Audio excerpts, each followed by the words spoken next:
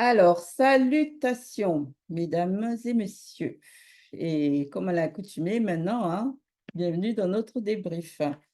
Vous pouvez remarquer que nous avons un nouvel invité que vous ne connaissez pas. Alors, les deux autres, vous les connaissez déjà, c'est-à-dire Nakwechi et Amel. Donc là, le nouvel intervenant, c'est Didier. Donc, bienvenue à vous, comme à l'accoutumée, bien sûr. Aujourd'hui, nous allons passer en revue le live de Zoul Lassan qu'il a donné ce mercredi 2 octobre 2024 à 20 h. Évidemment, sur la page Facebook, La véritable histoire de l'homme noir. Le titre de ce live, c'est David face à Goliath. On connaît ce combat mythique. Ce combat a inspiré beaucoup de films, même des tableaux, quelque chose que je ne savais pas. Il y a des peintres qui se sont lancés à aussi reproduire cette scène de David et Goliath en peinture. Et bien sûr, ça fait aussi couler beaucoup d'encre. Mais qu'en est-il véritablement de cette histoire? Quel a été le but de leur face-à-face, en vérité? Est-ce qu'il était vraiment nécessaire d'arriver jusqu'au combat pour pouvoir résoudre des différends à cette époque-là, à l'époque où l'on sait qu'il y avait des initiés et autres? Toutes ces questions, bien entendu, nous en avons, nous en avons toujours eu. Et jusqu'alors, bien sûr, avant d'avoir écouté le live, on en avait Il est encore. 22 heures. Mais heureusement pour nous qu'aujourd'hui, grâce à ce live que Zoul Lassan a donné, les écailles sont tombées pour beaucoup. Beaucoup ont transcendé leur conscience.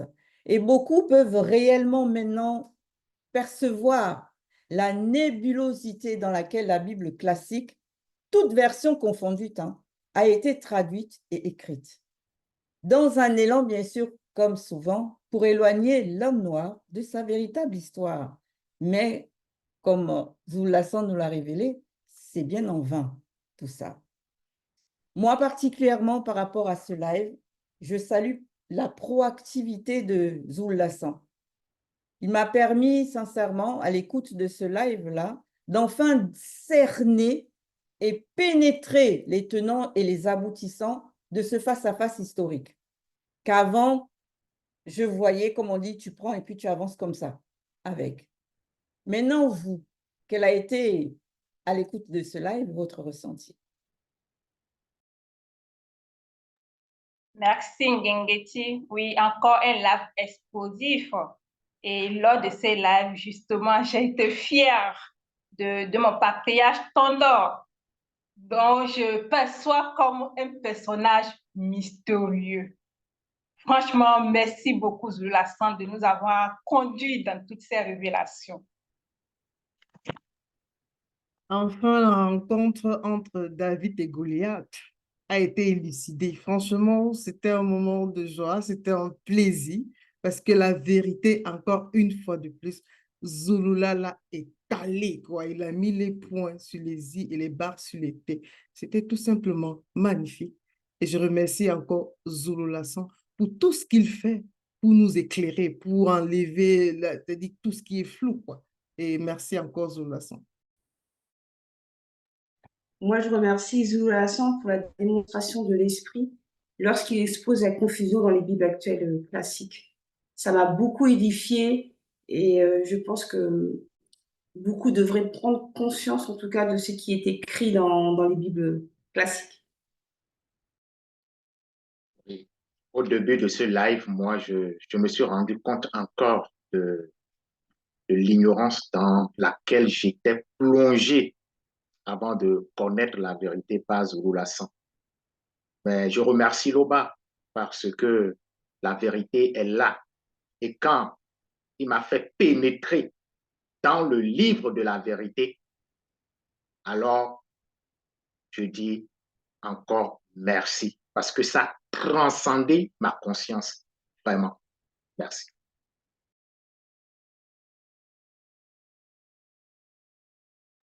C'était vraiment fascinant et en même temps intriguant parce que, une fois de plus, Zoulou Lassan nous a plongé dans le monde spirituel.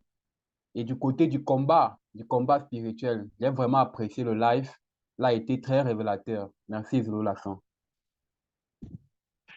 Oui, merci Zoulassan. C'était vraiment grandiose. C'était encore meilleur que regarder un film. Et Zoulassan a cette capacité de nous apporter justement des éclairages sur des thèmes, sur des événements qu'on n'ose même pas imaginer, des choses sur lesquelles on n'ose même pas penser. Et je remercie vraiment Zoulassan de nous apporter toute cette lumière sur cette histoire. Effectivement, merci Zulu Lassan, parce que ce live est vraiment très, très, très, très, très édifiant. Et vraiment, c'était un grand plaisir pour moi d'avoir pu écouter cela. Et comme l'a dit la sœur Amel, c'est vivant. Le message de Zulu Lassan est vivant. Et c'est plus qu'un film, parce qu'on ressent vraiment l'émotion. On a envie de rester jusque... On ne sent même pas le temps passer, quoi, parce que ça nous transcende, nous transcende, nous transcende. Et vraiment, il a vraiment mis encore de l'ordre encore, parce que c'est ça, là, le but, c'est de vraiment mettre de l'ordre de tout ce qui se passe dans le visible. Ok, nous pouvons poursuivre. Alors, dans notre débrief, ce qui a été intéressant aussi au début de ce débrief-là, avant qu'il ne rentre dans les phases, c'est qu'il s'est arrêté à un moment sur la Bible classique. Et sur cette Bible classique-là, il a justement pointé du doigt des contradictions sur ce même récit-là de David face à Goliath. Et ça, franchement, nous ne pouvons que aussi marquer un arrêt là-dessus, parce que je trouve que c'est vraiment important que la plupart des personnes prennent conscience de comment la Bible classique a été écrite, et surtout que c'est véritablement, comme on dit, qu'un tissu de mensonges, quoi, de fabrication, enfin bref. Par rapport à la phase, justement, on va dire l'avant-phase 1, qu'il s'est arrêté sur les Bibles classiques. Vous, qu'avez-vous retenu? Oui, merci Ngengeti. Le sang est trop fort.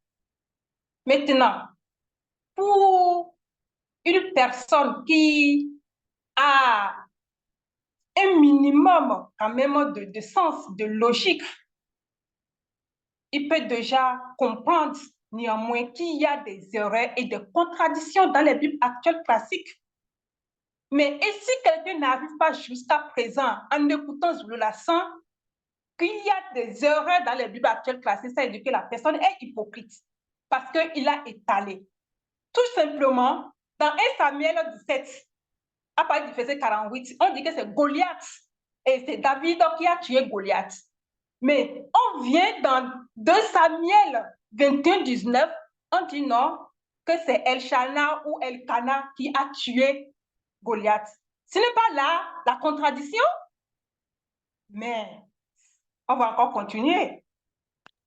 Ouais, je vais dans ta lancée, Avike. Franchement, dis que à un moment de ma vie, j'ai lu ça et j'ai pas vu de faille, j'ai pas vu de problème et j'ai lu, j'ai accepté, comme on dit, comme un bœuf qui va à l'abattoir. Et c'est ce qui se passe avec les chrétiens de nos jours, les religieux, en tout cas, tous ceux qui donnent foi à la Bible. Voilà ça, c'est ça la vérité. Et il faut adhérer justement aux enseignements de Zoulassan pour justement être éclairé. Parce que ça seulement là, moi aussi j'ai lu et j'ai cru en ça. Et Zoulassan m'a encore démontré au travers de ce live que, ici il y a des mensonges qu'on ne peut pas se référer aux Bibles actuelles. Là, ce qu'il faut comprendre, c'est que Zoulassan expliquait qu'il y avait une Bible datant de 450, 450, hein. Donc ça date vraiment par rapport à des dates actuelles. C'est-à-dire qu'on nous informe que David n'a pas tué Goliath à cette époque. Voilà, que ça a été traduit d'une autre manière. Moi, pour ma part, en lisant les Bibles actuelles classiques, je n'y comprenais rien du tout. Pour moi, ça n'avait pas de sens et je n'arrivais pas à déceler pourquoi je ne comprenais pas. Je lisais charnellement et c'est par Zoulassan qui a manifesté, en tout cas, la vérité cachée, c'est-à-dire le mensonge. C'est grâce à Zoulassan que j'ai pu comprendre réellement l'histoire, les confusions que les scribes ont pu amener. Donc, je remercie Zulasan pour cela parce que ces scribes-là, même dans les erreurs, ils vont écrire d'autres erreurs. Donc là, c'est vraiment la confusion totale. Donc, j'invite tout le monde vraiment à écouter ce genre de live. Ouais. Ce qui, moi aussi, m'a fait sourire, on va dire, c'est que un coup, on nous dit que c'est le frère de Goliath qui a, en fait, oui, il a tué, pardon. Ouf, tellement c'était aussi confus dans tout ça pour y voir plus clair dans tout ce méandre de, de falsification. On nous dit à un moment donné que c'est pas Goliath qu'on a tué, que c'est son frère qui a été tué. Et ça, on le voit dans 1 Chronique 25, selon la traduction Bible en français courant. Et en plus, dans cette même traduction-là, on nous parle que ce Elanan, fils de Yaïr, alors que comme a pointé du doigt, Abiké, dans 2 Samuel 21, 19, c'est Elanan, fils de Yari. Mais 1 Chronique 25 dit que c'est Elanan, donc là, ils sont corrects avec le nom du personnage, mais le nom du père, il se trompe. Au lieu de Yari, c'est Aïr. Et maintenant, au lieu de tuer Goliath, ben non, lui, Elanan, là, lui, il va tuer le frère de Goliath, l'ami. Donc, vraiment, déjà, qu'ils se mettent d'accord sur le personnage, sur les personnages principaux, quoi. Rien que ça. Et par là, on comprend la raison pour laquelle il y a plusieurs versions de Bible actuelle classique. Et nous avons pu connaître toutes ces versions-là grâce à Zulu Lassan parce que autrefois, on ne savait même pas que la plupart de ces livres existaient. Pourtant, la vérité est censée être unique. Si dans un interrogatoire, tu as plusieurs versions, ça veut dire qu'il y a mensonge. La vérité est censée être unique. Il n'y a qu'un seul Bible. Bible est unique. Mais comment se fait-il qu'il y ait autant de Bibles? On comprend par là, on comprend qu'eux-mêmes, comme l'a expliqué durant le live, à chaque fois, ils se rendent compte de leurs hérésies et ils essayent de modifier. Mais même jusque-là, parce qu'ils sont frappés d'un esprit de confusion, ils se gourrent toujours dans les Écritures. Et voilà le résultat, tellement de confusion et de contradictions. Oui, comme Oui. Zulu Lassan l'a précisé, même les esprits de mensonge qui inspirent, n'est-ce pas, ces rédacteurs-là, eux-mêmes, ils étaient, ils étaient frappés de confusion. Si bien que, c'est-à-dire, l'oubli est, est venu, n'est-ce pas, jusqu'à ces rédacteurs. Et là, c'est vraiment terrible. C'est vraiment terrible. Et lorsqu'on voit toutes ces choses, et je pense que tous ceux-là qui sont encore dans les soi-disant religions ou bien révélées, ainsi de suite, ils doivent tout simplement manifester l'humilité et sortir de là. Parce que avec tout ce que nous avons entendu là, personne ne pourra se justifier. Effectivement, comme tu as si bien dit, Damien, euh, moi, en ayant écouté l'introduction, j'ai vu qu'en fait, que vraiment, bah, c'est logique parce qu'en fait, ils n'ont pas été mandatés. Donc, n'ayant pas été mandatés, ils ne pouvaient pas retranscrire fidèlement les récits. Donc, c'est normal qu'au fur et à mesure, ils vont écrire, effacer, réécrire, modifier. Et en plus de cela encore, ils sont plusieurs à avoir écrit. Donc, certainement, ils ne se connaissent pas. Donc, forcément, chacun va mettre ce qu'il pense savoir, alors qu'au final, ce n'est que du mensonge parce qu'ils ne sont pas assistés par la vérité qui est le verbe de l'Aube. Oui. Et là, ce qui m'a frappé moi aussi, c'est que je me suis dit, mais mince, toutes les confusions, toutes les versions bibliques qu'ils peuvent apporter. Et je me suis dit, mais si on s'arrête à juste ce qu'ils nous montrent, aux écrits qu'ils nous présentent, mais dans quelle confusion on peut rester? Alors que si on cherche réellement avec un cœur sincère, ben, on trouve. On le voit grâce à Zulu Lassan. La simplicité, la majestuosité avec laquelle il nous apporte les contradictions que pourtant, si on cherche, on peut les lire aussi, mais il nous les apporte avec une telle logique frappante que là, on se dit, mais c'est simple et c'est logique, et c'est là que la vérité se trouve. Donc, si on cherche réellement, on peut trouver la vérité avec le cœur sincère.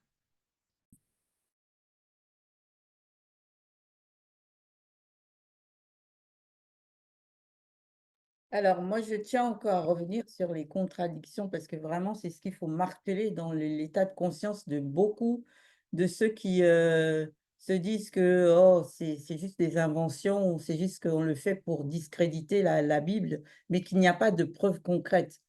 Il y a encore une autre contradiction, c'est sur l'arme qui a été utilisée pour tuer David.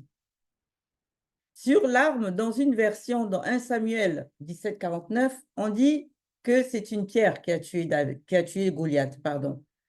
Mais dans d'autres versions, plusieurs autres versions, là, on nous fait part que c'est une lance, ou d'autres, c'est un javelot, avec un bout en bois, et c'est ce qui a servi pour tuer Goliath. Mais à un moment donné, soit c'est une pierre, soit c'est un javelot. Il y a vraiment une différence flagrante entre une pierre qui est un caillou, enfin d'une forme assez circulaire, que tu prends et tu jettes comme ça, et le javelot ou la lance qui est assez imposant, quoi. Et quand même, on ne peut pas se tromper entre une pierre et une lance, qui disent encore une épée. On pourrait concevoir que, OK, bon, ils n'ont pas bien vu, c'est une épée, ça ressemble à peu près, mais la pierre et la lance. Et ça, les chrétiens, là, ils ne vont pas dire que c'est inventé, que c'est Zoula qui ment.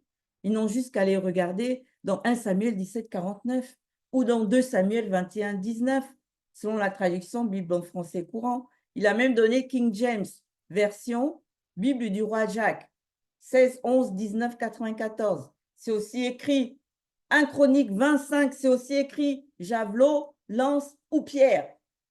Faut savoir. Et après, ça se dit que cette Bible-là est inspirée ou que c'est la parole de Dieu. Mais le Dieu là qui a inspiré ces personnes pour écrire la Bible, là, faut se poser des questions, hein. Ouais, franchement, il faut se poser des questions. Et je vais rebondir dans ce que Didier disait tout à l'heure par rapport à ceux-là qui ont rédigé les Bibles actuelles classiques. Mais ils ont quand même, au début de la Bible, là, ça a été mentionné que c'est traduit d'après les textes originaux. Mais ces textes originaux-là, il y en a plusieurs. Maintenant, s'il y en a plusieurs qui soulignent cela, ça c'est un. Mais en plus de ça, ceux qui ont traduit cela ont été inspirés. Où est l'inspiration dedans? Si la version Louis II et autres disent autre chose, alors que Kim Jin-suk, version française, dit autre chose, où est alors l'inspiration dedans? Mais là, quand même, nous sommes en 2024, hein, et Zulu Lassan est là. Si je peux ajouter, merci à Piqué.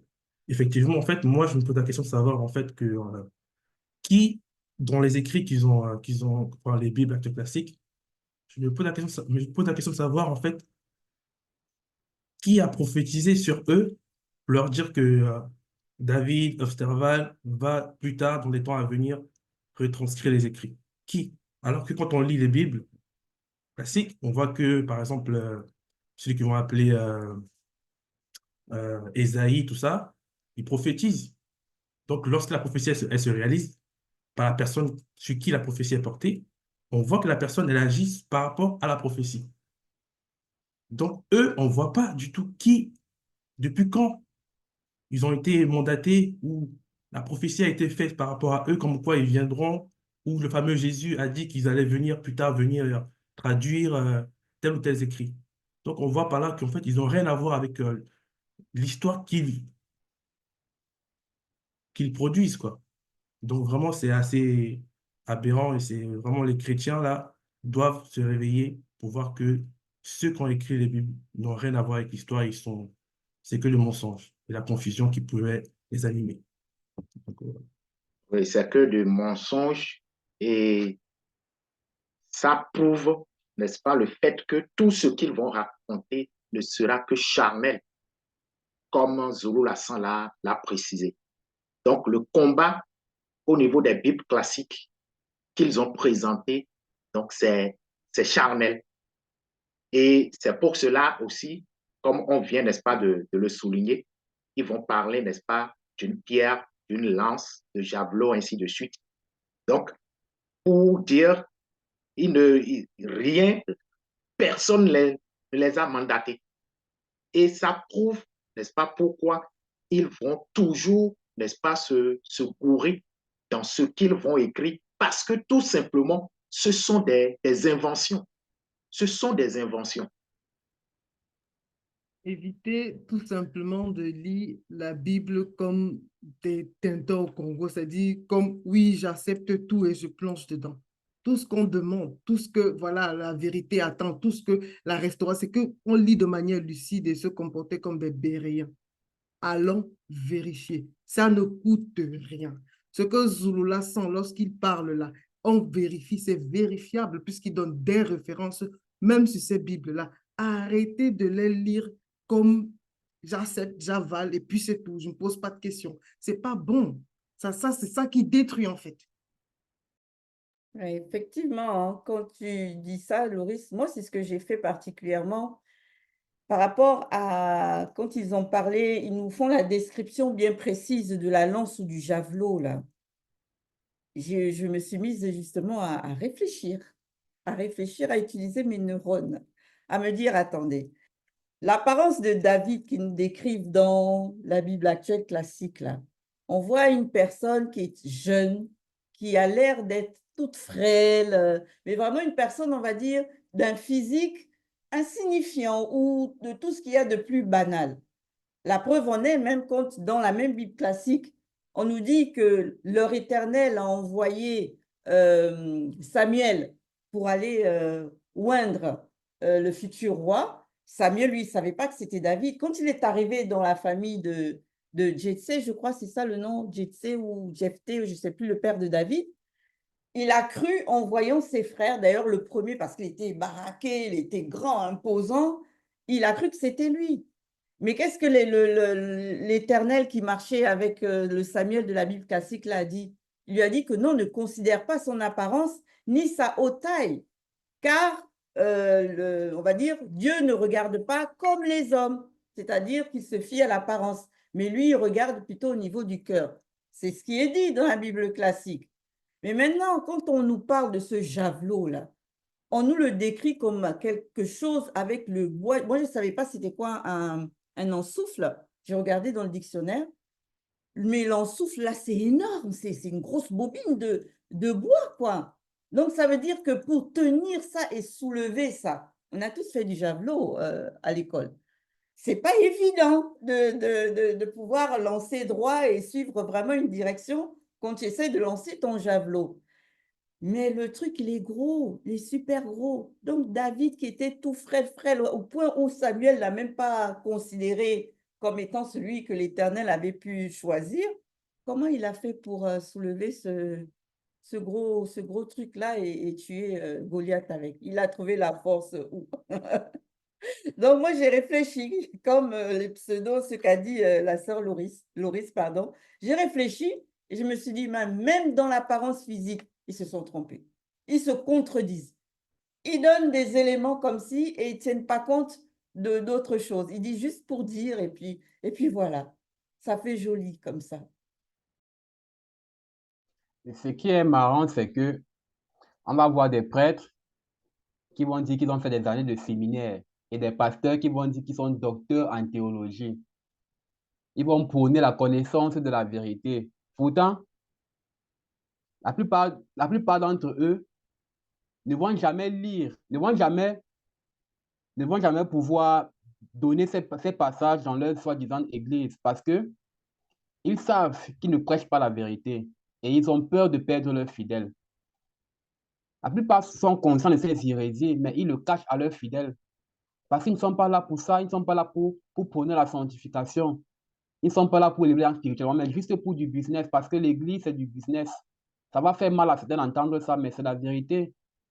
L'église, c'est purement du business et c'est là pour détruire la spiritualité authentique que Zulu Lasson apporte par le verbe de l'Oba. Donc, franchement, il faudrait que les gens se réveillent et prennent conscience que nous sommes dans une époque de grâce et il faut venir à la vérité et sortir de ces mensonges.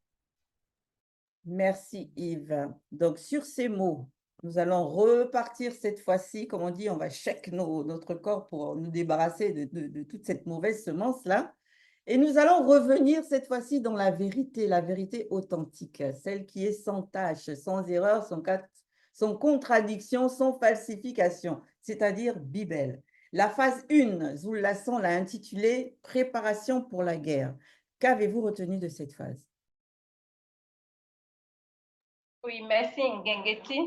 Oui, ici, ce sont les non-initiés de Manambois, ceux-là qu'ils appellent les Philistins, qui vont se réunir pour aller faire la guerre à Tombouane-Bila. Et ici, ce que je dénote déjà, c'est que ce sont des non-initiés. Tu ne vas pas voir cela au milieu des initiés. Un initié d'un territoire ne va pas se lever pour aller combattre un autre dans l'autre territoire, non. Mais chez les non-initiés, on note cela, tout simplement parce qu'ils sont assis dans le faux. Ils croient à de n'importe quoi. Le piège pour eux, c'est les fausses croyances et la religion. Et comme ça, c'est la base même de leur division et du combat auquel ils se livrent. Franchement. Moi, sur cette phase, ce qui m'a marqué, c'est la différence entre le combat spirituel et le physique, quoi. Parce que là, dans cette phase, on parle uniquement, Zoula fait mention uniquement d'un combat spirituel. Or, on a toujours l'idée du combat physique où on coupe les gens, ça fait du sang, ça ensanglanté, c'est de la barbarie, c'est effrayant. Mais là, on nous parle d'un combat spirituel, c'est propre, quoi. Ça n'a rien à voir. Ça n'a tout simplement rien à voir. Et on précise encore qu'à l'époque, ce n'était pas les combats de nos jours, hein, comme on voit, c'est physique. Et il y a aussi quelque chose qui est très important à noter, c'est que lorsque spirituellement, on est vaincu, ça veut dire que ça peut attaquer les autres réalités, les autres dimensions, c'est-à-dire l'âme et le corps. Mais par contre, physiquement, on peut être affecté du genre, mais que l'esprit et l'âme est préservé. C'est ça qui m'a réellement marqué sur cette phase.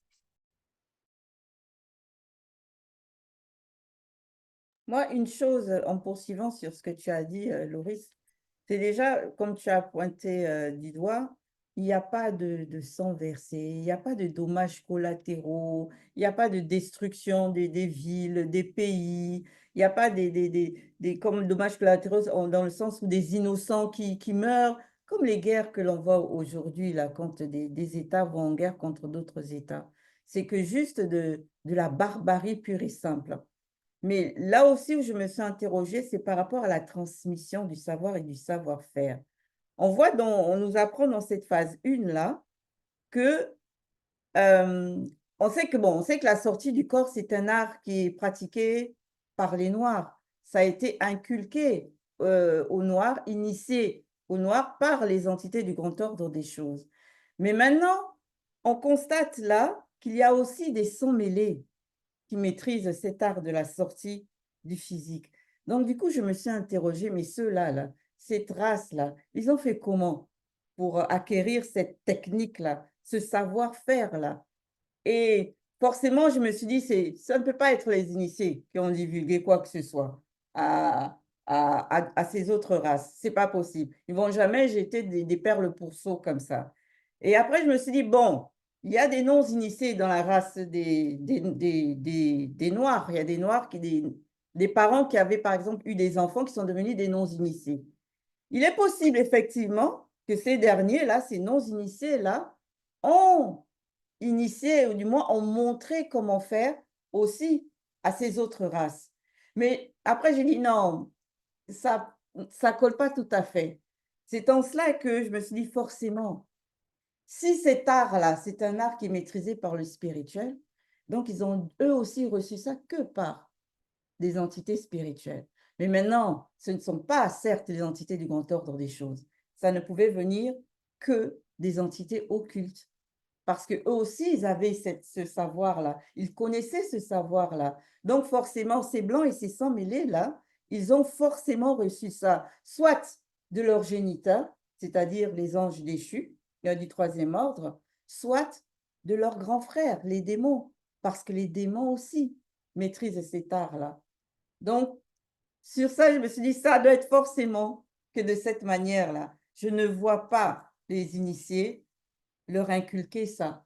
Parce qu'ils ont fait comment pour savoir maîtriser cette sortie du corps? Merci, Ngeti. Et je voudrais revenir un tout petit peu au début parce que cette phase, c'est déjà un détachement que Zulu Lassan permet que nous puissions avoir par rapport à tout ce que nous venons de dire au niveau de l'introduction, par rapport aux contradictions que nous avons dans les Bibles classiques. Et j'ai constaté ici que, oui, nous sommes dans la vérité parce que déjà, il y a, n'est-ce pas, Dina et Walt 23 qui était pris comme référence au verset 1. Et toujours, n'est-ce pas, ce qui est dit à ce niveau a été confirmé, n'est-ce pas, au niveau de Dina et War, chapitre 8, verset 1. Donc, pour dire que lorsque nous sommes dans Kalatambal, lorsque nous sommes dans Bible, il ne peut jamais y avoir de contradiction.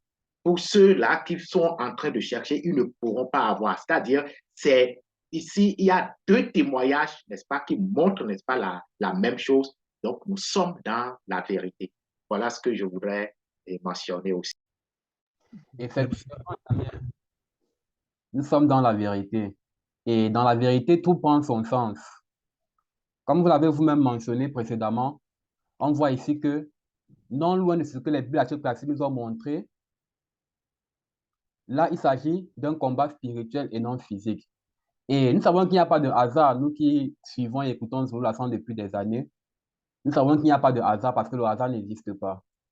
Je me rappelle quand on était petit, on disait toujours que le soir, quand c'est la pleine lune en fait, surtout quand elle est rouge, qu'il faut vite rentrer, il faut courir pour rentrer parce qu'il y aura des mauvaises choses cette soirée-là. Et nos parents, bien qu'ils étaient initiés, avaient quand même cela dans leur conscience parce que ça vient de nos patriarches qui, eux, étaient initiés. Et nous savons qu'il y a le code génétique, il y a l'ADN, rien ne se perd, tout reste dans le sang, dans le code génétique. Et ici, on nous dit que ce combat spirituel se passait l'une des fois, on parle lors d'une lune mystérieuse, lors d'une pleine lune mystérieuse. Et nous voyons même avec les science-fiction, avec les programmes animés, eux aussi, ils ont pu pénétrer cela. Nous voyons les loups-garous qui se transforment durant la pleine lune. Ils ont fait Sangoku, Dragon Ball Z, les gorilles qui se transforment parce qu'eux-mêmes, ils ont pénétré cela. Donc, là, avec Bible, vraiment, c'est la vérité. Et ça prend tout son sens, comme je dis tantôt. C'était un combat spirituel et non physique. Merci Yves. Effectivement, comme le dit Zulu Lassan, on sort des torchons et on rentre dans la vérité. Parce que on a vu tout à l'heure par rapport à l'introduction que quand on parle de David et Goliath, on voyait que là, de ce à quoi on était habitué, c'est un combat par rapport au physique. Ce n'est que physique et ça fait que du coup, plusieurs personnes dans le visible peuvent dire, ah oui, moi je suis David, non, moi je vais être Goliath ou quelqu'un qui va être méchant. Donc c'était assez banal. Il n'y avait pas de profondeur autre que l'aspect physique. Et là, par la grâce du Verbe de l'Oba, Zulu Lassan nous permet, par la grâce, en cette époque du visible, de pouvoir pénétrer cette dimension spirituelle par rapport à ce véritable combat, parce que ce combat était uniquement spirituel, quoi qu'il avait des répercussions physiques après. Donc vraiment, c'est vraiment une grâce. Et on voit bien qu'ici, la guerre, ici, c'était par rapport aux non-initiés des Banamboa qui ont combattu les non-initiés de Tomba Nevila. Et voilà ce que je peux dire pour l'instant. Du coup, c'est là que tu prends conscience que l'homme, il a vraiment chuté. Il y a eu des chutes et des chutes et des chutes, parce qu'autrefois, ils étaient réellement connectés au spirituel. Et là, on se retrouve dans une réalité, comme a dit tout à l'heure Gengeti, où les guerres, lorsqu'il y a des guerres, c'est complètement charnel, c'est complètement physique. Ça veut dire que l'homme a perdu de son sens. Parce qu'à cette époque-là, quand ils se battaient, les Banamboa, on nous a dit en tout cas que dans 1 Samuel 8, 1, qu'ils étaient accoutumés. Ils étaient accoutumés, ça veut dire qu'ils étaient constamment en connexion avec le spirituel. Et là, lorsqu'on voit à notre époque à laquelle on est actuellement, comment qu'on vit, comment qu'on voit tout ce qui se passe autour de nous, ben moi, en tout cas, moi-même, je me dis, franchement, on est vraiment on est vraiment dans les bas-fonds. Et grâce à Zulu Lassan, qui nous apporte en tout cas cette vérité, cette initiation, cet enseignement, moi je suis dans l'espérance en tout cas à ce que l'homme noir puisse retrouver en tout cas cet état de choses. Car si les non-initiés l'ont fait, et nous avons reçu ça en tant que non-initiés graciés, c'est-à-dire que ça donne l'espoir dans l'avenir, en tout cas pour tous ceux qui écoutent, parce que c'est la vérité qui a amené à notre époque.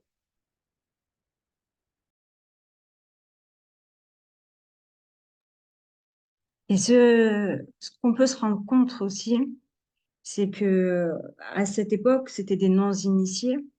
Et on peut se dire, mais c'est des non-initiés, mais pourtant, ils ont des aptitudes. Ils arrivent à combattre spirituellement. Et c'est là où je me suis dit, mais en fait, on doit aussi être vigilant par rapport aux personnes qu'on côtoie, à ceux qui peuvent être comme nos ennemis ou quoi que ce soit, parce que même s'ils ont des aptitudes, certes, ils vont les utiliser à mauvais escient, mais ils vont les utiliser.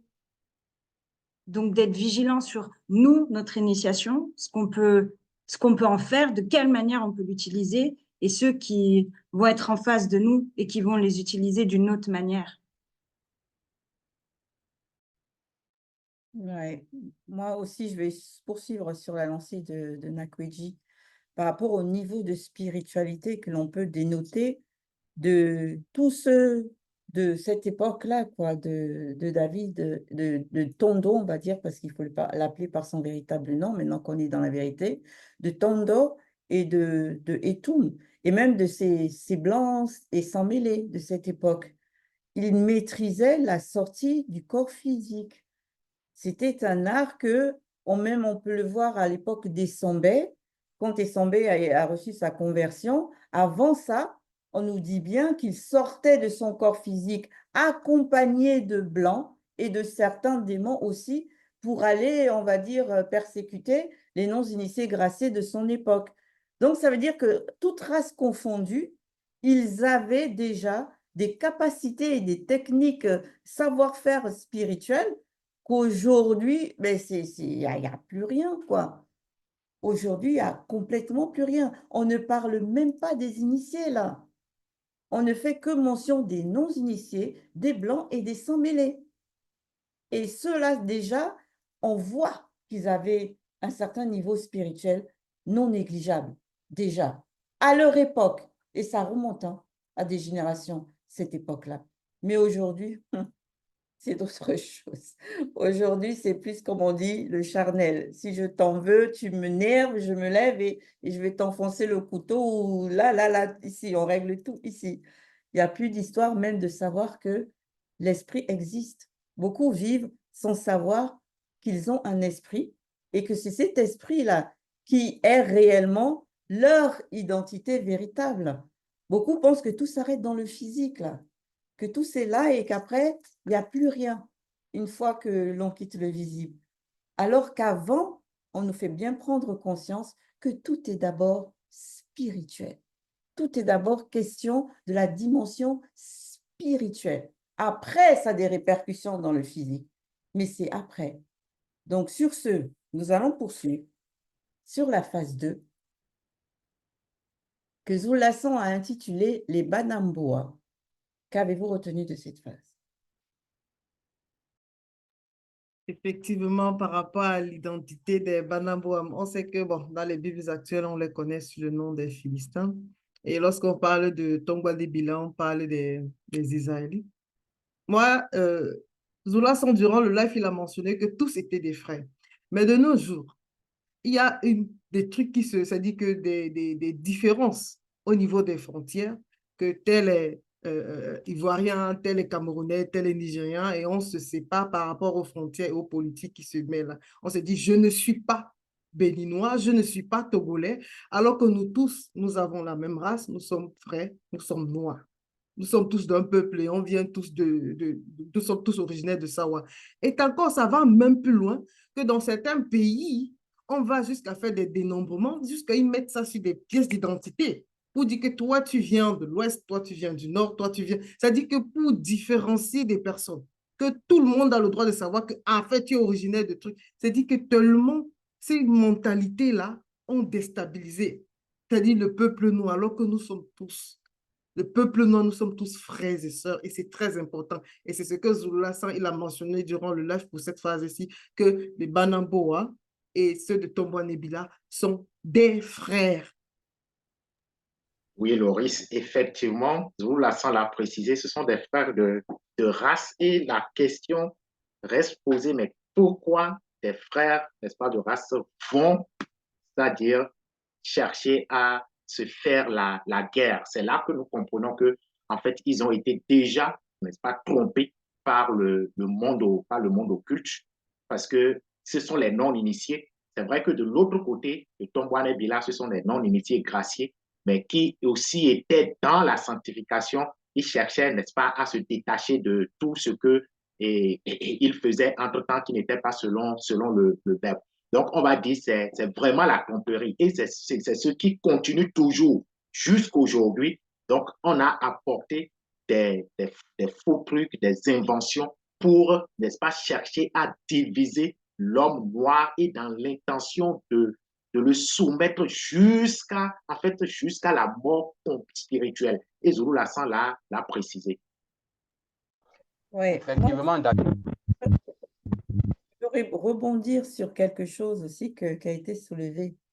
C'est-à-dire le fait de pousser la falsification jusqu'à notre réalité du visible physique, là.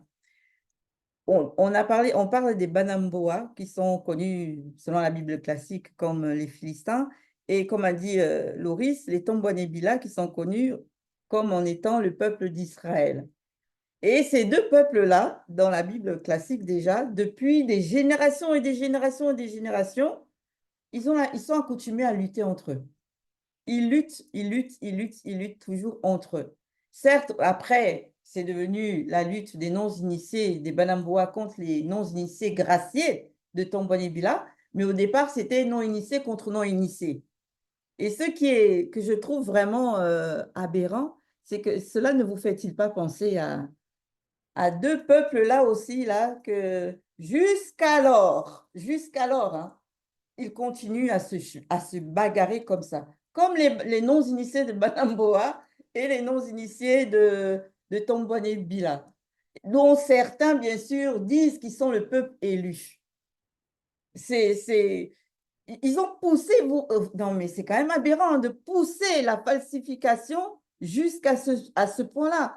Comme ça, on va se dire, mais oui, même les Écritures ont parlé de nous. Même les Écritures attestent que c'est comme ça depuis la nuit des temps en ce qui nous concerne. Alors que tout ça, c'est du pipeau. On sait que les Banamboa et les Tombouanébila, ce sont des Noirs. Tout ça, ça s'est passé dans Ouassé, l'Afrique. Ça n'est pas sorti de l'Afrique. Mais, vous vous rendez compte, c'est quand même terrible de se rendre compte de quelque chose d'aussi flagrant qu'ils ont actualisé à notre époque. Oui, merci Ngegeti. Effectivement, hein, il se faut subir le châtiment pour bien.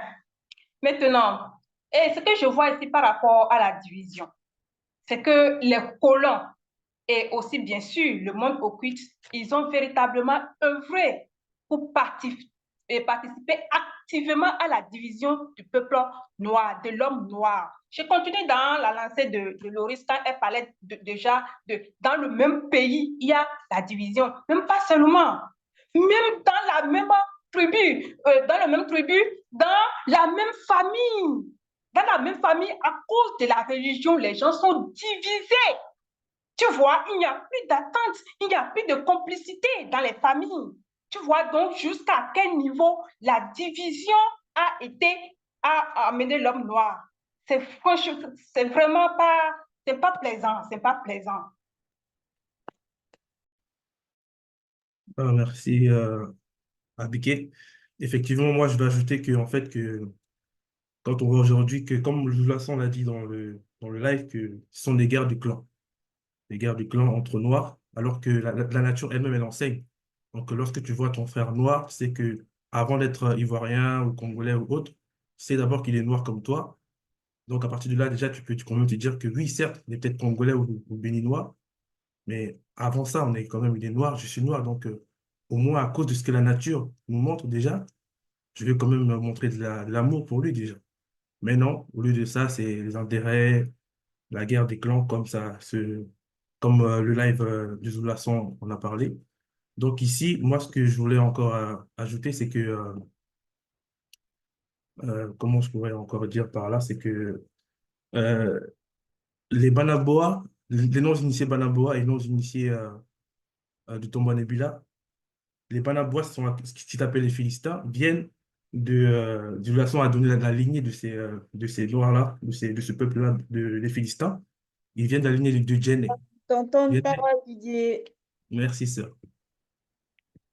Ce que je voulais ajouter par rapport à la continuité de Gengeti, c'est que j'ai eu la même méditation par rapport au peuple là, qui se dit élu.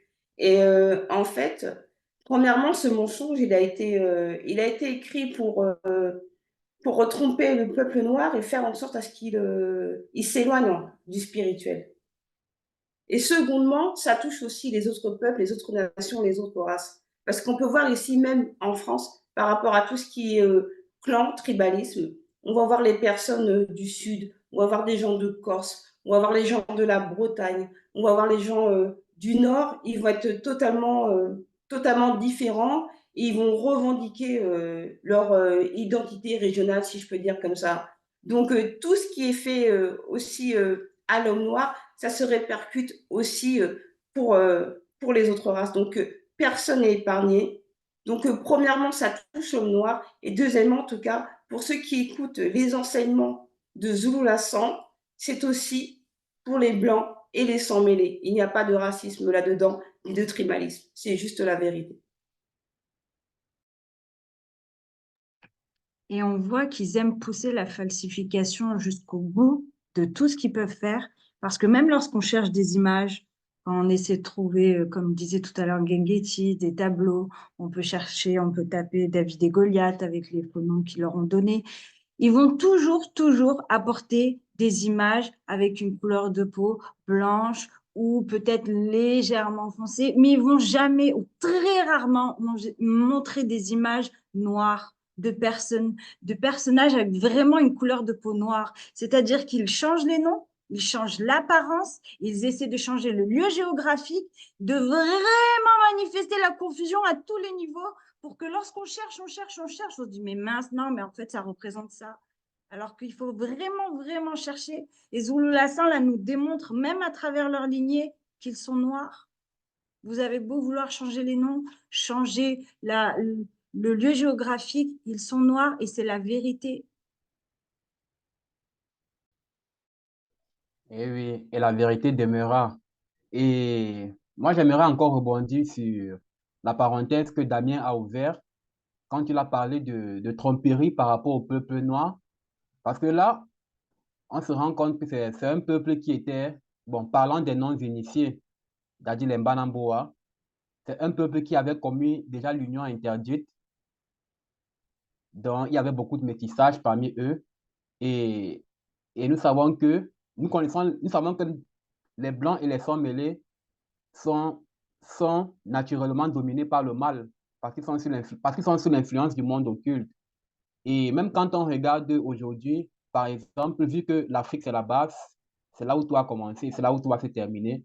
Quand on regarde aujourd'hui en Afrique noire, les pays qui sont le plus dans la guerre, c'est les pays qui rencontrent beaucoup de métissage. Et ça montre encore vraiment l'influence des Blancs et des Forts mêlés sur le peuple noir, de la raison pour laquelle la loi est donnée selon laquelle c'est une union interdite.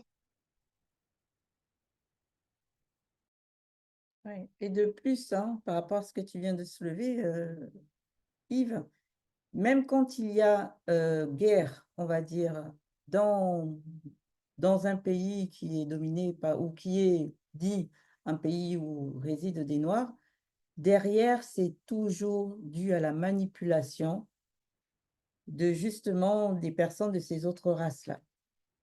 Toujours. Ce sont eux qui viennent déstabiliser les pays d'Afrique noire parce que, bien sûr, ils cherchent à assouvir leurs propres intérêts. Et il suffit qu'il y ait une forme d'unité dans ces pays-là et ils vont tout faire pour faire entrer la division, pour pouvoir, après, eux, comme on dit, diviser pour mieux régner. Et ça, c'est vrai ce que tu as souligné comme point. Parce que moi, perso, je n'ai pas souvenir de pays d'Afrique qui sont rentrés en guerre sans qu'il y ait eu l'intrusion d'un État tierce qui vient soit de l'Europe ou en gros un pays industrialisé, quoi, gouverné par des Blancs ou des sans-mêlés. Ça c'est vrai, c'est un point vraiment aussi important. Un autre point aussi sur lequel on ne doit pas passer comme ça par rapport au lieu où se déroulaient ces guerres spirituelles-là. Aujourd'hui, les gens, la plupart des soldats et tout ça, là, ils ne tiennent pas compte de l'environnement. Regardez aujourd'hui comme on fait mention de ces deux pays-là qui sont toujours en guerre depuis des générations et des générations. Ils vont jusqu'à bombarder, détruire des villes. Alors que quand c'était au temps de la spiritualité, où la spiritualité était vraiment forte et que les gens étaient connectés, même les non-initiés, les blancs et sans mêlés, ils allaient faire de la guerre à l'extérieur, en dehors des territoires habités. Il y avait une dimension bien précise où ils se retrouvaient là-bas pour faire la guerre. Et cette dimension-là, c'est précisé que c'était au sommet des hautes montagnes. Bon, on sait que visiblement, nous, on va voir ça comme étant des montagnes physiques comme on les connaît aujourd'hui, mais on sait que c'était plutôt dans une dimension spirituelle qu'ils allaient faire leur guerre. C'est une dimension où là aussi, d'autres démons, d'autres esprits occultes se joignaient à eux pour pouvoir faire leur guerre. Mais c'est vraiment la chose que moi, je déplore aujourd'hui, c'est le fait qu'on détruise des villes, qu'on mette un chaos sur Terre, comme on va dire comme ça, selon le langage, alors qu'à l'époque, ce n'était pas comme ça. Ils se battaient là-bas, là, dans leurs états de conscience. Chacun était conscient du pourquoi ils s'étaient déplacés spirituellement pour aller se battre. Mais quand ils revenaient dans leur corps physique, il n'en était rien de la ville. Rien n'était cassé. Et aujourd'hui, franchement, on ne comprend pas comment ça arrivait jusque-là, jusqu'à détruire. Ce que toi-même t'as bâti, tu détruis encore.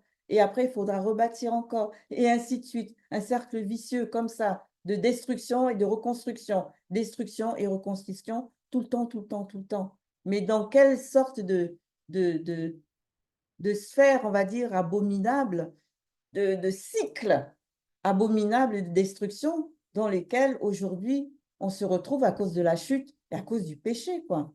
C'est triste, mais bon, c'est ainsi. Donc, nous allons poursuivre dans la phase 3.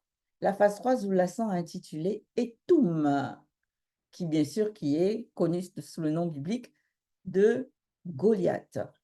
Etum, ça veut dire celui qui est loin, celui qui est éloigné. Et vraiment, là encore, hein, c'est la précision dans la spiritualité, selon le verbe, c'est juste remarquable. Qu'avez-vous retenu de cette phase? Oui, merci Ngengeti. Oui, Etum, c'est un sang mêlé qui aime les affronts de différentes sortes. Il aime le mépris. C'est une personne orgueilleuse et aussi rebelle. Ce que je déplore dans cette guerre, c'est le fait que les sans-mêlés, un sans-mêlé se joigne à un groupe de Noirs pour aller affronter d'autres personnes noires. Mais où est la victoire là?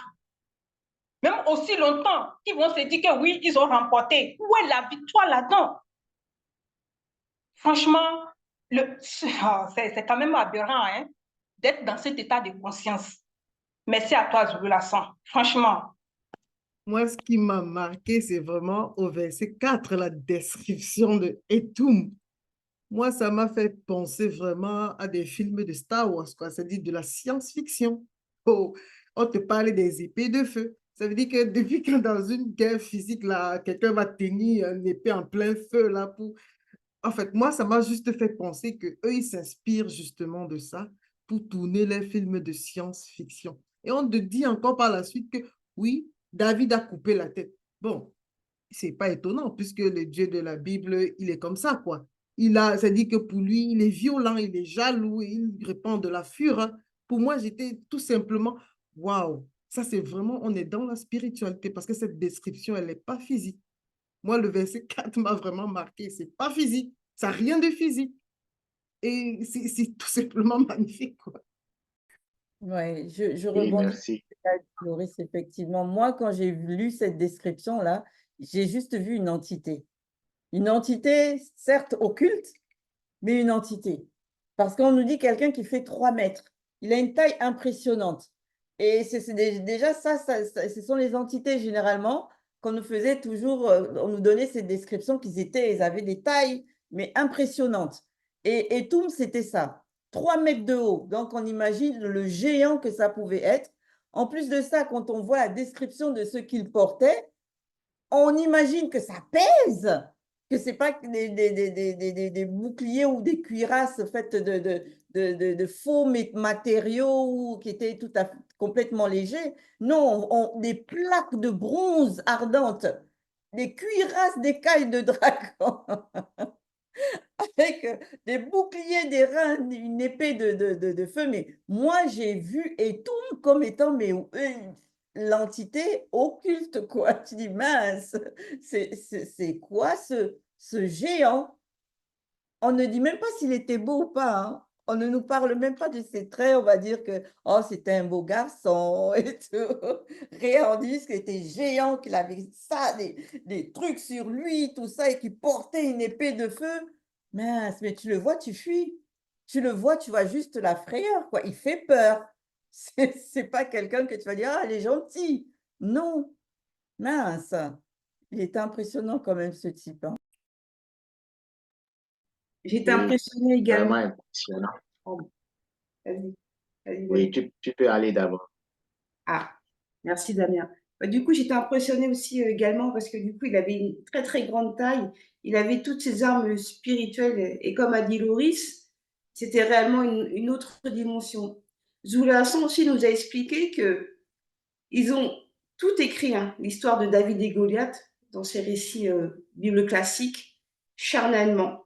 Et là, ils ont modifié à l'heure actuelle parce qu'ils se sont rendus compte, en tout cas, le message que Zulasan apporte est venu à eux. Ça veut dire que maintenant, la représentation qu'ils mettent de Etum, Goliath, elle est totalement différente. Ils le montrent comme un être spirituel et c'est là que tu comprends que c'est vraiment une sacrée bonne d'hypocrite parce qu'ils entendent, en tout cas, la source, ils voient où est la source, ils vont changer, modifier sans citer la source. Et ça, franchement, c'est vraiment déplorable et ça m'a vraiment beaucoup irrité. C'est vraiment quelque chose que je ne supporte pas.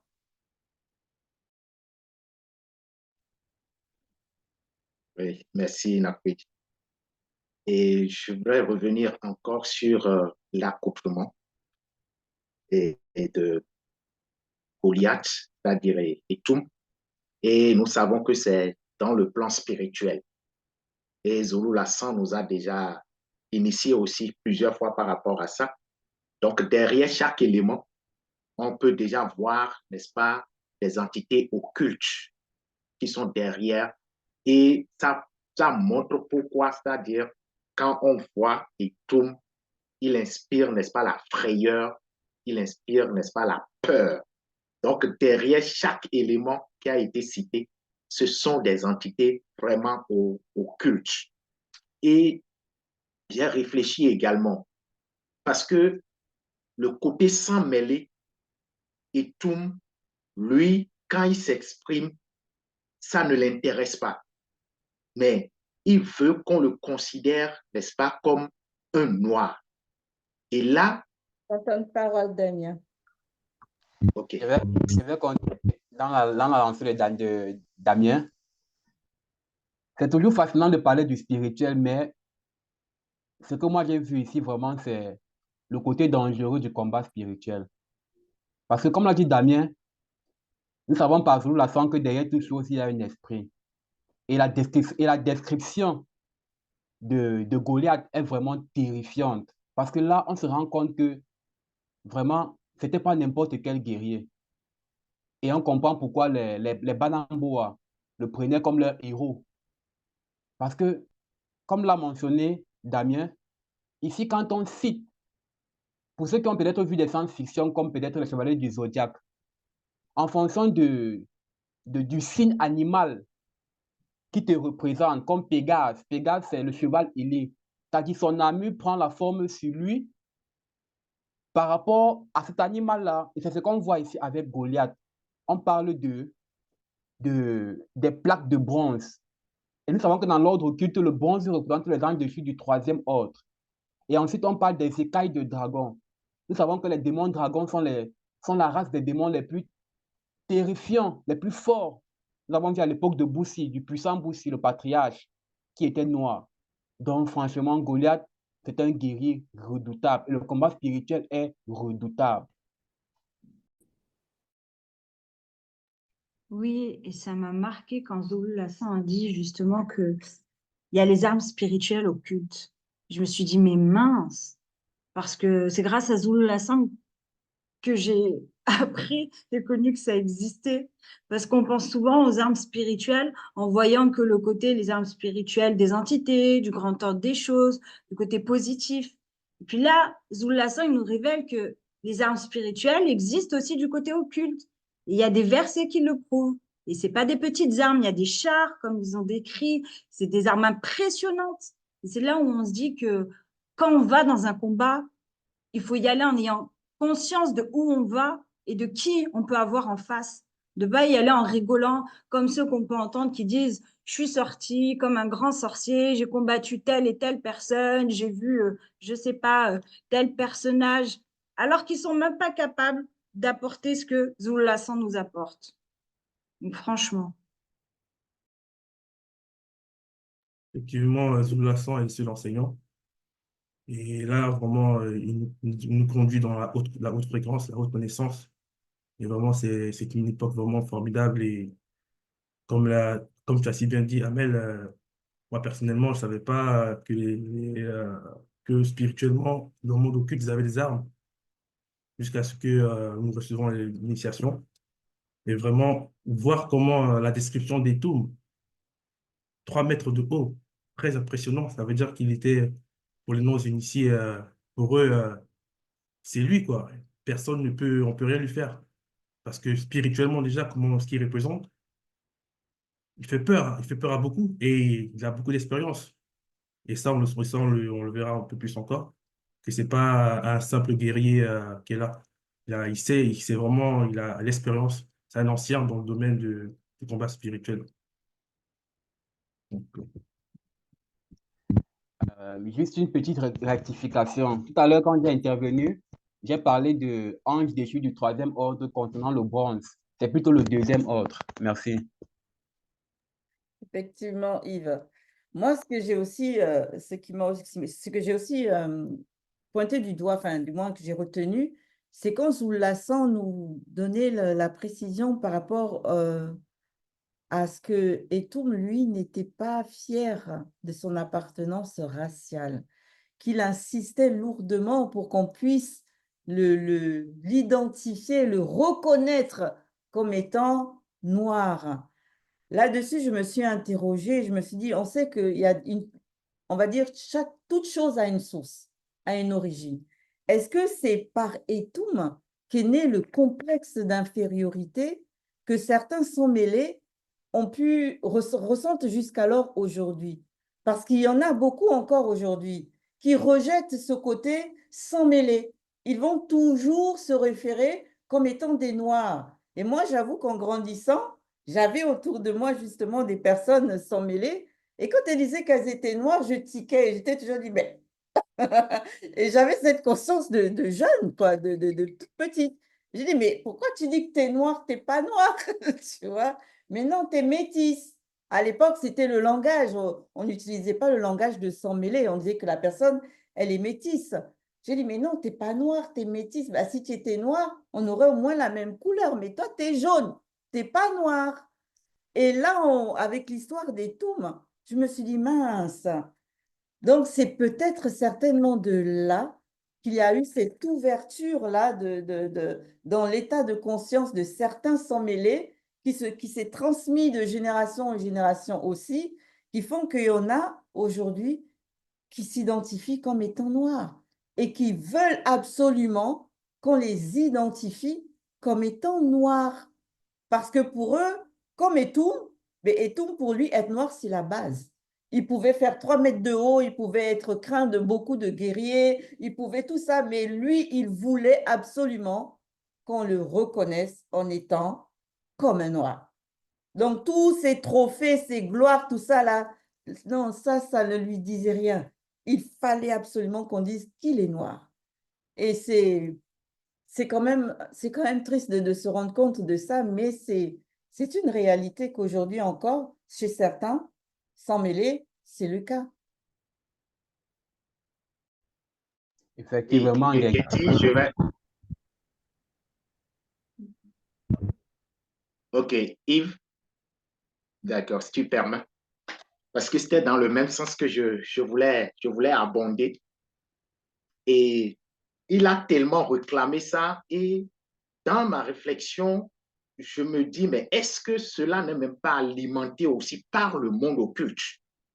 Parce que j'ai imaginé que, en fait, les Banambois puissent avoir la victoire. S'ils arrivaient à avoir la victoire, est-ce que cette fausse doctrine ne va pas se répandre où il aura la tolérance, n'est-ce pas, entre les sans-mêlés et les noirs? Donc, les Tombouane Bila vont commencer, n'est-ce pas, par aussi prendre, n'est-ce pas, soit des filles noires, soit des sans-mêlés, ainsi de suite. Et ça va aller contre, n'est-ce pas, le verbe de l'Oba.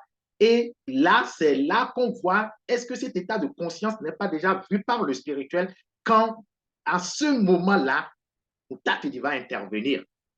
Je vais continuer après.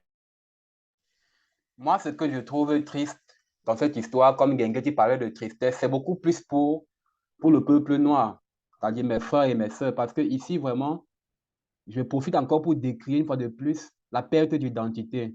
L'homme noir a vraiment perdu son identité. En tout cas, pour ceux-là qui sont encore dans le sommeil, dans le mensonge. Ici, on voit un sang mêlé qui veut appartenir au peuple noir parce que, étant initié, bien que dans l'occultisme, il connaît l'importance du peuple noir. Mais aujourd'hui, on va voir les noirs qui, eux, veulent ressembler soit aux blancs, soit au sang mêlé, en se décapant la peau, en se défrisant les cheveux, c'est-à-dire qui ont des complexes et pourtant, l'homme noir, c'est la base. C'est une fierté d'être noir, mais malheureusement, à cause des religions et de la désinformation, on vit dans le mensonge. La spiritualité. Donc, nous allons poursuivre Nakodji dans le déroulement du live, dans notre débrief. On a vu donc que Ketum était un personnage non négligeable, hein. De par son apparence physique, de par l'aura, on va dire qu'il dégageait dans son, on va dire, dans son occultisme, et de par, bien sûr, toutes les victoires qu'il avait pu remporter jusqu'alors, avant, bien sûr, d'avoir à rencontrer le chemin de David, qui est, bien sûr, connu sous le nom de Tondo. Donc, la phase 4, justement, est sur Tondo. Qu'avez-vous retenu de cette phase? Tondo, wow. Déjà qu'il apparaît par l'intervention de Mouta Tedi, comme l'a signifié Zoulasson, moi, ce qui m'a marqué, c'est que Tondo, lui, ne savait pas, c'est-à-dire que dans le spirituel, on parvient à détecter que tel est métis ou pas. À savoir qu'il ne savait pas qui était Etum, vu qu'il a posé la question par la suite. Mais il parvient à détecter, lui, c'est qui. Moi, ça m'a vraiment marqué. Ça m'a encore fait penser au live sur l'ADN spirituel que Zoulasson il a donné. Parce que franchement, tu plonges à l'intérieur et tu comprends clairement que quand on parle de métis, noir, blanc, ça dit que ça touche les trois êtres. Ça ne se limite pas seulement au visible ou au physique, mais même dans ton âme, on sait que tu es métisse ou blanc ou sans mêlé ou noir. Et même spirituellement, ça se sait, quoi. Moi, ça m'a réellement marqué. Et ce qui m'a encore fait d'autant plus plaisir, c'est que, oh, lui, il regarde comme ça que, hey, avec tout ce qu'il a là, tandis qu'en plus d'être métisse, qui est, qui est la race inférieure à la race noire, et puis il parle ainsi, puisque à la phase d'avant, il a osé défier l'entité protectrice des Noirs, des graciers de Tombanébila. Et c'est ça que fou. Je vous laisse continuer. Oui, merci, effectivement. Moi, je trouve que Tondo, c'est une personne sereine. Oui, il est digne de confiance. C'est que c'est un enfant qu'il faut pour son père initié. Franchement, ici, Etou a lancé les défis à l'entité protectrice des non-initiés graciés de Tomboa de Bila. Mais Tondo a relevé le défi. Franchement, c'était très agréable. J'ai dit, waouh! Il a défendu sa foi, il a défendu le peuple, il a défendu le verbe de Loba. C'est franchement agréable. J'ai dit, oui, s'il était à sa place, mais à sa place, même si je n'avais pas ce pouvoir-là, même mon silence, ma colère spirituelle, là, ça va faire quelque chose. Ouais. Alors moi, je veux revenir d'abord au tout début de la phase. C'est-à-dire que, excuse-moi, Abiké, mais il faut que, ok, bon. Ah, comme on dit, on reprend ses esprits. Sacré Abiké. D'accord, donc, déjà, on nous informe que au début de cette phase 4 là, que Tondor, en fait, lui, on va dire qu'il a atterri comme la cerise sur le gâteau, en plein milieu de ce combat-là. Donc, lui, déjà, on nous fait prendre conscience que Tondo, comparé à Etum, lui, il n'a rien à voir avec un guerrier expert dans la sortie du corps physique, expert dans le combat spirituel. Pas du tout. On sait que quand il est rentré au service du roi Nyong'i, c'était dans un but tout autre. C'était pour jouer d'une vette dans le but de calmer ses attaques démoniaques, on va dire ça comme ça, pour résumer ce pourquoi il avait été mis au service du roi Nyong'i. Mais là, par Mutatedi, il se retrouve en plein milieu du champ de bataille. Il ne savait pas les tenants et les aboutissants. Il a juste entendu les paroles qu'a prononcées Etum, le défi qu'il a lancé aux guerriers non-initiés graciés de Tombouani-Bila, mais surtout à leur entité protectrice. Et là, il s'est dit, en lui-même, s'est dit que mais c'est pas possible. Maintenant, moi, ce que j'ai trouvé fantastique dans cette phase-là du début, c'est que c'est Muta Tedi qui a choisi Tondo pour justement venir relever le défi d'Etum. Parce qu'on nous fait prendre conscience, c'est que dès qu'il a parlé Etum, Muta Tedi s'est manifesté et il a mené Tondor sur le champ de bataille. Et pourtant, il y avait plein de guerriers, hein, tous autant experts en combat spirituel qu'Etum.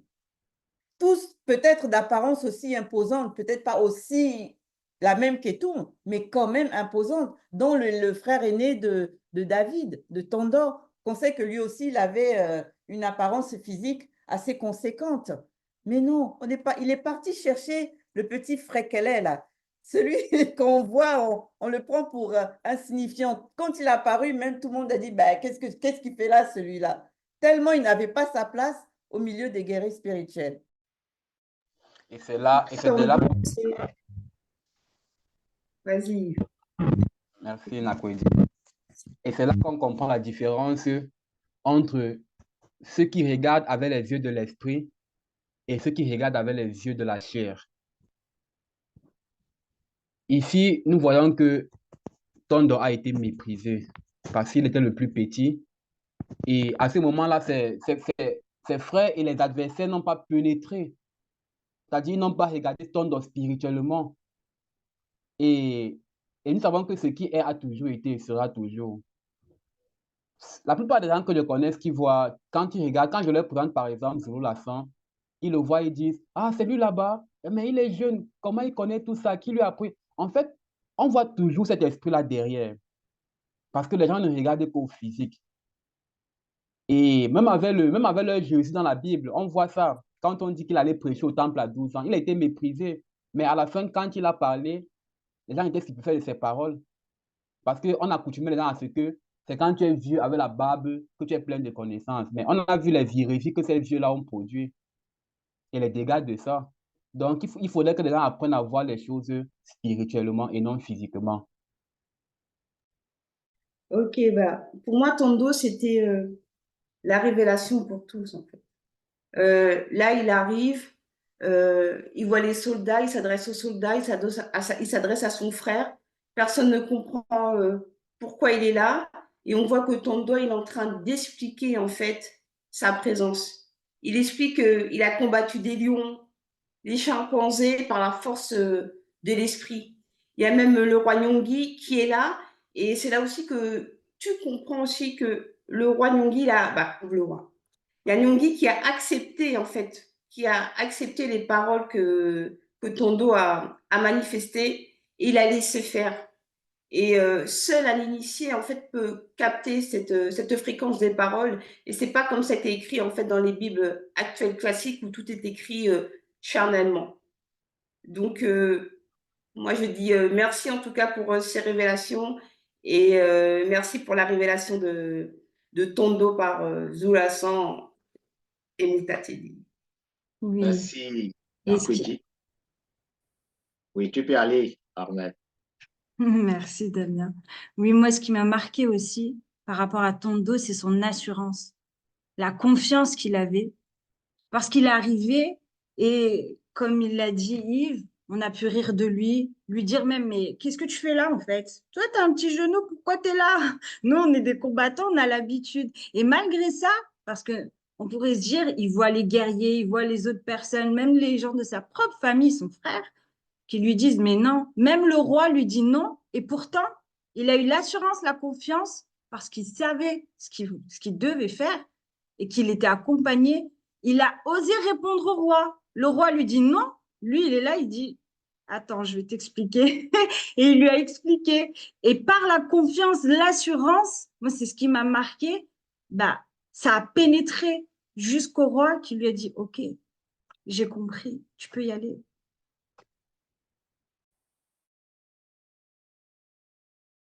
Vas-y, Damien. Je pense que son image est figée. Ok, poursuis alors. Oui, effectivement, ce passage de par rapport à Tondo est vraiment très, très fort. C'est plein d'enseignements parce que ça montre aussi le fait que nous devons manifester la sagesse et le discernement. Parce qu'il y a beaucoup des personnes qui se disent grands, qui se disent des présidents, des rois, des gens qui sont qui ont beaucoup d'influence et qui méprisent parfois les plus jeunes, alors que la solution peut venir d'eux. Comme on peut voir par exemple Kirikou, ce dessin animé. Aujourd'hui, ce tout petit bonhomme, ce personnage, un tout bébé qui a sauvé tout un village. Et c'est lui, alors qu'au départ, il était méprisé. Donc vraiment, ça nous montre encore beaucoup d'enseignements que la sagesse n'attend pas le nombre d'âge et que Tondo, comme l'a dit Amel, bah, il a atterri là comme ça dans le combat spirituel parce que c'est Mutatedi qui l'accompagne. Il n'est pas venu de lui-même en disant, ah, comment je vais faire pour arriver là-bas? Qu'est-ce qui se passe? Non. Il a été préparé, initié par Mutatedi et il est arrivé là et vraiment, il a montré aux yeux de son frère, de ceux qui étaient là, que il n'est pas là pour rien. Il n'est pas là par hasard parce que dans la spiritualité, il n'y a pas le hasard. Et ça, de manière Parole, Damien. nous enseigne cela. Pardon. Didier. Merci, Gagné. Oui, s'il te plaît, Ngengeti, je peux intervenir? Oui, bien sûr. OK. Donc, oui, effectivement, Tondon, c'est un instrument conscient et vivant. Et comme Nakwedi l'a dit tout à l'heure, une révélation et en même temps un enseignement pour tous ceux qui étaient là, les guerriers de Tombouane Bila, les guerriers non initiés graciés. Parce que là, on peut comprendre que les non-initiés graciés, ils avaient oublié, n'est-ce pas, ce que Mouta Tedi les avait révélé. Parce que quand on lit dans Bible, dans Biala 6, on leur montre comment, n'est-ce pas, la guerre spirituelle doit se faire. Et quand Tondo vient, en fait, dans tout ce qu'il fait, c'est ça qu'il rappelle, c'est Mouta Tedi. C'est lui, en fait, c'est sur lui qu'il faut s'appuyer, c'est sur le verbe de Loba, pas Mouta Tedi, c'est lui en réalité. Et on dirait, en fait, que les non-initiés graciés s'appuyaient sur leur propre force. Et pour la plupart, nous-mêmes, nous pouvons passer par là et nous devons faire très attention. Nous sommes là et nous devons laisser, n'est-ce pas, que le verbe agisse avant que nous-mêmes nous agissions. Et c'est ça que Tondo, lui, il a fait et il a compris. Merci. Oui. Et pour finir cette phase 4, là, effectivement, il y a une chose aussi qui est très importante que l'on a su aussi à travers une expérience de notre patriarche Bé, donc Élie de la Bible classique, c'est qu'il ne faut pas se moquer. La moquerie ouvre une énorme porte d'entrée qui permet à ton ennemi de pouvoir avoir le dessus sur toi au cours d'un combat spirituel. Ben, on a fait l'expérience quand il s'est moqué des 450 prophètes de Baal. On a vu par la suite que Munja Nyungu, Jézabel, ben, elle a pointé du doigt, elle l'a réclamé. Et là, ici aussi, on se rend compte que les non-initiés graciés de Tombouane Bila, ils ont ri de Tondo. Ils se sont moqués de lui aussi. Et là, on peut concevoir du coup pourquoi Mouta Tedi est allé chercher Tondo, parce que bien sûr, vu que le spirituel a toujours une longueur d'avance, il a vu que si ceux-là, dans l'état de conscience où ils partaient en guerre contre Etum, Etum allait avoir le dessus sur eux. Ça, c'était indéniable. En riant de Tondo, l'entité protectrice, elle s'est désunie, désolidarisée de ce fait. Ils étaient exposés à Etum. Et vraiment, le combat spirituel, on rentre dedans, mais il faut être conscient qu'on a vraiment aussi fermé toutes les portes d'entrée et que l'on ne n'ouvre pas à d'autres au cours du combat même. Sinon, l'issue, elle est fatale. Et on poursuit de ce fait. Je vais scinder la phase 5 et la phase 6. Comme le temps nous est réellement imparti, nous allons de ce fait, phase 5. Zoulasson l'a intitulé « La conversation entre Etum et Tondo ». Et la phase 6, c'est le combat spirituel entre Etum et Tondo. Qu'avez-vous retenu de cette phase, de ces phases? Franchement, pour cela, waouh, il n'y a pas de mots, hein. C'était juste magnifique. Pour moi, j'ai vraiment aimé cette phase-là. Parce qu'on voit ici, Tondo, le fait que Etum, il a, on va dire, il allait contre le verbe, il a méprisé le verbe, on va dire ça comme ça. Ah oui, Tondo l'a pris comme une bête féroce. Il a dit, moi là, je vais te prendre comme je prends mes animaux là et je les abats spirituellement. Et c'est ça qui m'a, c'est dit qu'il avait une assurance, une détermination, une conviction. Et c'est franchement la force. Et il était certain que oui, Mouta Tedi sera avec moi comme il a été quand j'arrachais mes moutons dans la bouche des lions ou des bêtes féroces. Et c'est ça, cette détermination-là que le Verbe nous demande aujourd'hui, d'avoir ça, c'est-à-dire fais le plongeon, ouvre une nouvelle page, c'est-à-dire que viens comme une page vierge en fait. C'est ce que le Verbe nous demande. Et un point aussi que moi j'ai relevé dans ces phases-là, c'est que les deux, que ce soit Etum ou que ce soit Tondo, ils étaient conscients de qui ils étaient. Ils étaient conscients de qui marchait avec eux. Ils le savaient ça. Et ce qui est dommage aujourd'hui, c'est que la plupart justement qui vont entrer dans la spiritualité selon le Verbe, cette assurance de qui ils sont maintenant, une fois qu'ils ont accepté le Verbe, ils ne l'ont pas. Ça fait que les autres qui sont dans ces religions révélées ou les autres religions, ils vont toujours arriver avec une certaine assurance, quand bien même ils sont dans le faux, exactement comme Etum.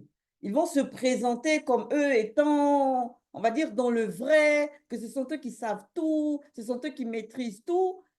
Mais toi qui es dans la spiritualité véritable, qui a accepté le verbe de Loba, tu es encore tremblotant. Alors que là, Tondo, il montre, il est peut-être le plus petit, il est peut-être le plus frêle, il a peut-être le moins d'expérience spirituelle, mais il sait que Mutatedi est avec lui. Il sait pourquoi il va se battre. Ce n'est pas pour la gloire des hommes, comme Etum, lui, il cherche que la reconnaissance des hommes. On le voit, tellement il est imbu de sa personne. Mais Tondo, lui, non. Il vient pour que l'Oba puisse se glorifier à travers lui. Il ne cherche pas à ce qu'on dise forcément que oui, c'est lui, c'est lui. Non. Premièrement, d'abord, c'est que l'Oba puisse se glorifier à travers lui. Et moi, je vais continuer dans votre lancée parce que vraiment, je trouve que c'est un point très important de voir à quel point les deux étaient conscients de leur position. Nous avons vu le cas de Tondo et ici encore, on revient sur le cas de Goliath, de Etum, qui lors de la conversation avec Tondo, lui dit qu'il va le livrer. C'est-à-dire, il cite un nombre d'esprits qu'il a vus pendant son initiation au culte. Or, aujourd'hui, on va voir des pasteurs, des prêtres faire rigolo. Ils vont faire des nuits de prière. Satan, je te chasse. Je te lis au nom de Jésus. Je t'envoie dans les milieux arides. Mais si on leur demande à quoi ressemble le milieu aride, ils ne peuvent même pas définir ce milieu aride. Si on leur demande à quoi ressemble le Saint-Esprit, le feu là, que tu dis le feu là, ça ressemble à quoi? Ils ne peuvent pas, parce qu'ils ne disent que ce qu'ils ont lu dans les Bibles sont des robots qui répètent ce qu'ils ont lu. Or, ici, on voit que Etum, lui, il dit, je te livre. Quand on dit livre, ça veut dire que... Parole. Merci. Oui, merci Ngengeti. Oui, ici encore, on voit un puissant patriarche.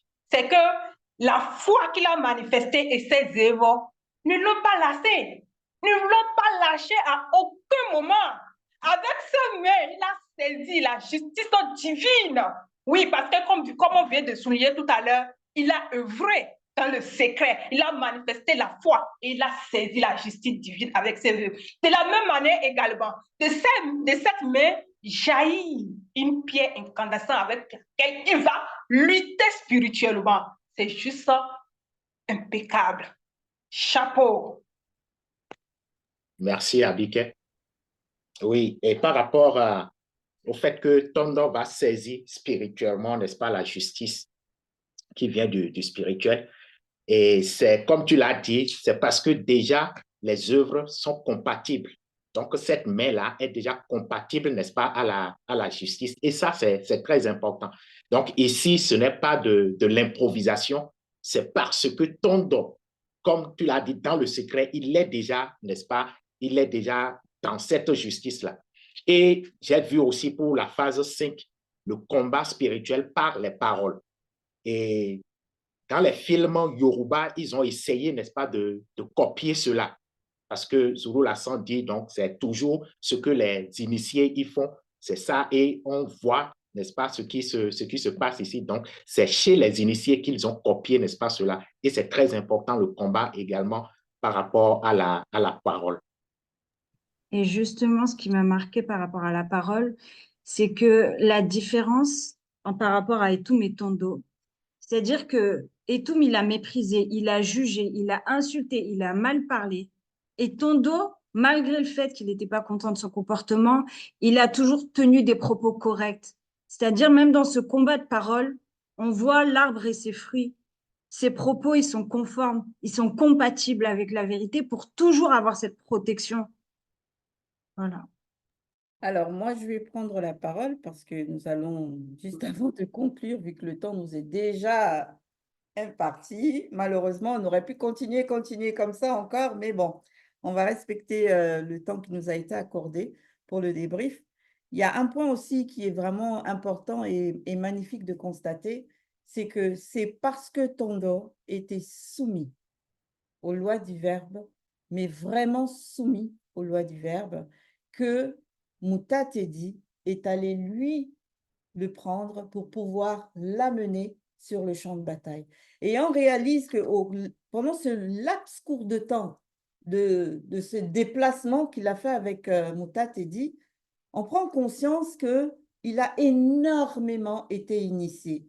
Il a reçu une initiation, mais concentrée, parce que son langage à Tondo a changé. On voit que son langage est devenu vivant, il est devenu efficace, comme la parole elle-même, au point que ça a convaincu Nyong'i, au point où, pour les autres même qui écoutaient Tondo parler, ils étaient tous mais, étonnés, ils disaient, mais wow, mais d'où tire-t-il autant d'assurance venant de ce petit corps frêle qu'ils avaient l'habitude de voir dans le physique, mais pas sur les champs de bataille spirituelle. Et Tondo, à ce moment-là aussi, a revêtu tellement de facettes du verbe.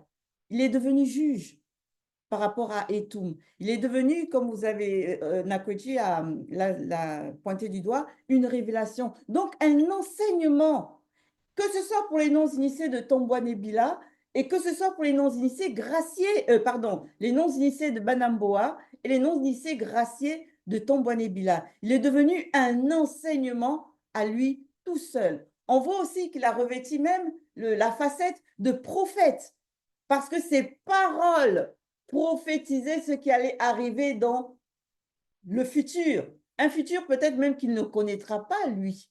Mais il parlait de manière clairvoyante. Il parlait avec la vision. Tout ça, c'est un laps de temps, le temps que Moutatedi le prenne du plan visible, physique dans lequel il était et l'amène sur le champ de bataille dans cet autre plan-là. C'est juste remarquable. Et c'était encore Essombé qui nous avait dévoilé que lui, c'était en 3 jours qu'il avait reçu sa conversion, qu'il était passé de non-initié, rebelle, à l'un des plus grands, on va dire, disciples de Jokisabe. C'est la spiritualité quand on est réellement soumis, quand réellement on investit nos 3 êtres à l'intérieur, sans laisser un iota de pourcentage dehors, mais on va dire, c'est pratiquement un miracle d'assister à la conversion d'une personne, de voir à quel point l'esprit n'a pas été donné avec mesure à Tondo, à quel point il était capable de manifester toutes ces facettes du verbe-là. Les gens ont dû se dire, mais quand est-ce qu'il a appris tout ça? Ça sort d'où, tout ce qu'il est en train de dire? Même Etum était surpris de voir que, mais c'est toi le petit frère qu'elle est là, qui est en train de me parler comme ça, mais celui-là, il se prend pour qui, ce moustique sapé, là, comme on dit chez moi. Mais c'est juste impressionnant, la soumission aux lois du verbe. Et la soumission avec l'amour sincère. Voilà ce que ça donne comme fruit. On a des exemples concrets dans les patriarches. Aujourd'hui, on a Tondo. Hier, on a eu Essombé. Et on a d'autres comme ça encore et encore. On a plein de modèles sur lesquels s'identifier et s'accrocher pour ne pas lâcher sur le chemin de la sanctification et arriver au but. Donc, que pouvons-nous dire d'autre si ce n'est gloire à l'Oba? Et en ce qui concerne nos participations d'aujourd'hui, on espère bien sûr, comme d'habitude, que ça va aider à la compréhension de ceux qui vont écouter le live et le débrief. Et si le Père le permet, au prochain débrief.